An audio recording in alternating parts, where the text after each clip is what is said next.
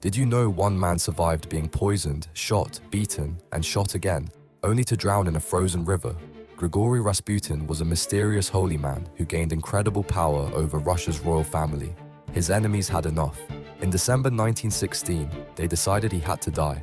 Prince Felix Yusupov invited Rasputin to dinner with a deadly plan.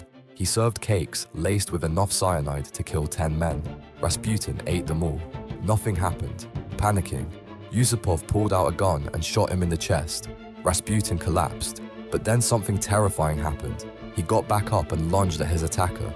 The conspirators beat him with clubs and shot him 3 more times. They wrapped his body in carpet and threw him through a hole in the frozen river. But here's the shocking part. The autopsy revealed Rasputin had drowned. He was still alive when they dumped him in that icy water. His death marked the beginning of the end for the Russian royal family. Sometimes the most powerful enemies are the hardest to kill.